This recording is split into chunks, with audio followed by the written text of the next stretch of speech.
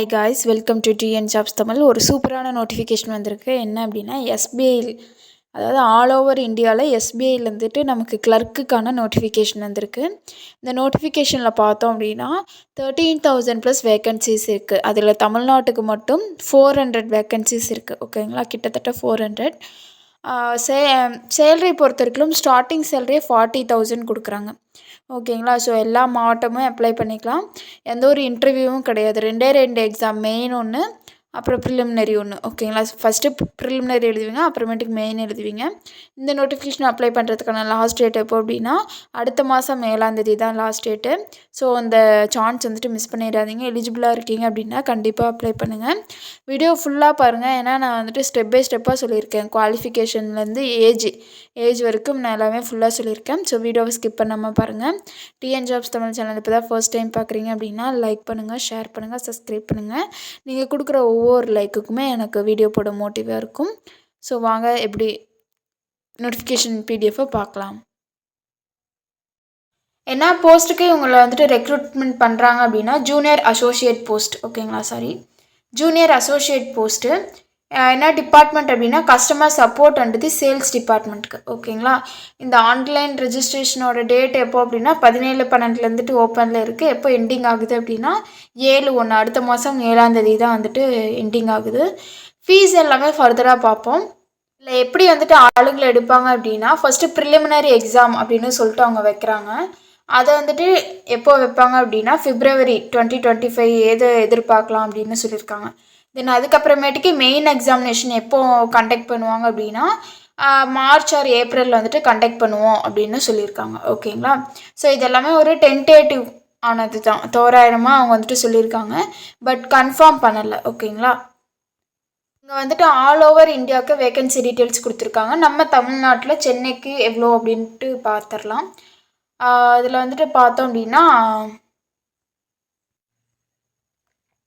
எஸ்சிக்கு பார்த்தோம் அப்படின்னா 63 வேக்கன்சி, எஸ்டிக்கு வந்துட்டு 3 வேக்கன்சி, ஓபிசிக்கு பார்த்தோம் அப்படின்னா 90 வேக்கன்சி கொடுத்துருக்காங்க, இடபிள்யூஎஸ்க்கு பார்த்தோம் அப்படின்னா 33 வேக்கன்சி, ஜென்ரலுக்கு பார்த்தோம் அப்படின்னா 147 வேக்கன்சி. டோட்டலாக தமிழ்நாட்டுக்கு வந்துட்டு 336 வேக்கன்சிஸ் இருக்குது. ஓகேங்களா, பேக்லாக் வேக்கன்சி வந்துட்டு தமிழ்நாட்டுக்கு எதுவும் அலாட் பண்ணலை. வயது வரம்பு வந்துட்டு எவ்வளோ இருக்கணும் அப்படின்னா இந்த டேட் படி, அதாவது 1/4/2024 அன்னைக்கு வந்துட்டு உங்களுக்கு 20 வயசு குள்ளே இருக்கக்கூடாது அப்படின்னு சொல்லியிருக்காங்க. 20 வயசுக்கு மேலே தான் இருக்கணும் அப்படின்னு சொல்லியிருக்காங்க.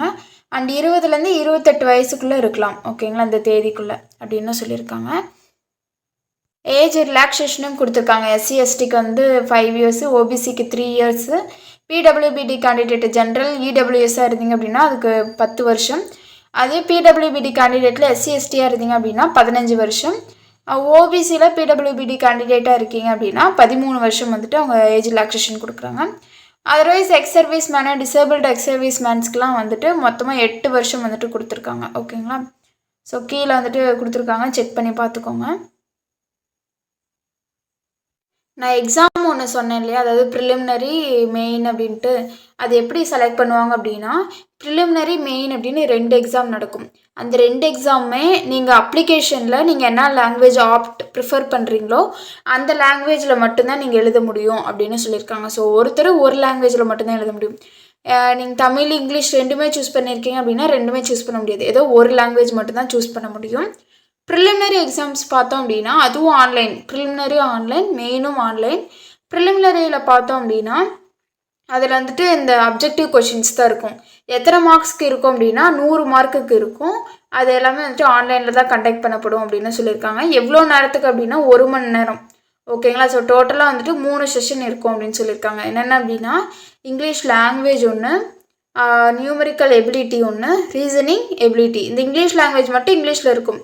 மற்ற நியூமெரிக்கல் எபிலிட்டிலாம் வந்துட்டு பார்த்தோம் அப்படின்னா நீங்கள் சூஸ் பண்ணுற லாங்குவேஜ் மூலியமாக தான் இருக்கும். ஓகேங்களா, நம்பர் ஆஃப் கொஷின்ஸை பொறுத்த வரைக்கும் இங்கிலீஷில் பார்த்தோம் அப்படின்னா 30 கொஷின், நியூமெரிக்கல் எபிலிட்டியில் 35 கொஷின், ரீசன் எபிலிட்டியில் பார்த்தோம் அப்படின்னா 35 கொஷின். ஸோ டோட்டலாக 100 கொஷின். அந்த 100 கொஷினுக்கு ஒவ்வொரு கொஷினுக்கு வந்துட்டு ஒவ்வொரு மார்க்கு. ஸோ 100 மார்க்குக்கு வந்துட்டு வச்சுருக்காங்க. ஸோ டோட்டலாக வந்துட்டு 1 hour வந்து எக்ஸாம் எழுதுகிற மாதிரி இருக்கும். இதுக்கு நெகட்டிவ் மார்க் இருக்கா அப்படின்னு கேட்டிங்கன்னா கண்டிப்பாக இருக்குது. ஓகேங்களா, அதாவது ஒரு கொஷின் வந்துட்டு நீங்கள் தப்பாக ஆன்சர் பண்ணிட்டீங்க அப்படின்னா 1/4 வந்துட்டு டிடெக்ஷன் மார்க் கொடுக்குறாங்க. ஓகேங்களா? ஸோ இது வந்துட்டு பார்த்துக்கோங்க. நெக்ஸ்ட்டு மெயின் எக்ஸாம் பார்த்தோம் அப்படின்னா அதுவும் ஆன்லைன் எக்ஸாம் தான். அதில் வந்துட்டு பார்த்தோம் அப்படின்னா மொத்தமாக 4 செஷன் இருக்குது. என்னென்ன அப்படின்னா general awareness, general English, quantitative aptitude, reasoning. ஓகேங்களா? இந்த இதில் ஜென்ரல் இங்கிலீஷ் மட்டும் இங்கிலீஷில் இருக்கும். இதில் total number of questions 160 question. ஒவ்வொரு கொஷினுக்கும் பார்த்தோம் அப்படின்னா டோட்டலாக வந்துட்டு 200 மார்க்குக்கு அவங்க வைக்கிறாங்க. ஓகேங்களா? இந்த duration time, exam duration time எவ்வளோ இருக்கும் அப்படின்னா 2 மணி நேரம் 40 நிமிஷம் வந்துட்டு இருக்கும் அப்படின்னு சொல்லியிருக்காங்க. இதுக்கு வந்துட்டு நெகட்டிவ் மார்க்கிங் இருக்குது. அதே தான் 1/4 நெகட்டிவ் மார்க்கிங். தப்பாக ஆன்சர் பண்ணிட்டீங்க அப்படின்னா 1/4 நெகட்டிவ் மார்க்கிங் இருக்குது. பாஸ் ஆகிற அதாவது பாஸ் ஆகி ஷார்ட் லிஸ்ட் ஆகுவாங்க இல்லையா மார்க் வச்சு. ஸோ அதில் பாஸ் ஆகிறவங்களுக்கு அப்ரெண்டிஸ் ட்ரைனிங் வந்துட்டு இருக்கும். ஓகேங்களா? அப்ரெண்டிஸ்ஷிப் ட்ரைனிங் அப்படின்ட்டு. ஸோ அந்த ட்ரைனிங் வந்துட்டு நீங்கள் சக்ஸஸ்ஃபுல்லாக வந்துட்டு முடிக்கணும். ஓகேங்களா? ஸோ அப்படி முடிச்சிங்க அப்படின்னா நீங்கள் வந்துட்டு டைரெக்டாக போய் ஜாயின் பண்ணிக்கலாம் அப்படின்னு இங்கே சொல்லியிருக்காங்க. நம்ம தமிழ்நாட்டுக்கு என்ன லாங்குவேஜஸ் கொடுத்துருக்காங்க அப்படின்னா இங்கிலீஷ், ஹிந்தி, தமிழ். ஸோ 3 லாங்குவேஜில் உங்களுக்கு எந்த லாங்குவேஜ் நல்லா தெரியுமோ அந்த லாங்குவேஜ் வந்துட்டு நீங்கள் கிளிக் பண்ணி அந்த எக்ஸாமை எழுதிக்கலாம். அப்ளிகேஷன் ஃபீஸ் பார்த்தோம் அப்படின்னா எஸ்சி, எஸ்டி, பிடபிள்யூபிடி, அப்புறம் எக்ஸ்எஸ்டிஎஸ் கேண்டிடேட்ஸாக இருந்தீங்க அப்படின்னா அவங்களுக்கு வந்துட்டு எந்த ஒரு ஃபீஸும் கிடையாது. ஓகேங்களா? அதர்ஸ், அதாவது ஜென்ரல், ஓபிசி, இடபிள்யூஎஸ்ஸாக இருந்தீங்க அப்படின்னா அவங்களுக்கு வந்துட்டு 750 ரூபா வந்துட்டு அவங்க சார்ஜ் பண்ணுறாங்க. அந்த சார்ஜ் வந்துட்டு வில் நாட் பி ரீஃபண்டட் அப்படின்னு சொல்லியிருக்காங்க. ஓகேங்களா? ஸோ அதனால் அப்ளை பண்ணும்போது பார்த்து அப்ளை பண்ணுங்கள். அப்ளை பண்ணணும் அப்படின்னா இங்கே வந்துட்டு இங்கே லிங்க் கொடுத்துருக்காங்க. அந்த லிங்க் வந்துட்டு நீங்கள் டச் பண்ணிங்கனாவே அந்த டைரக்ட் லிங்க்குள்ளே போயிடும். காப்பி பேஸ்ட் பண்ணி கூட நீங்கள் அப்ளை பண்ணிக்கலாம்.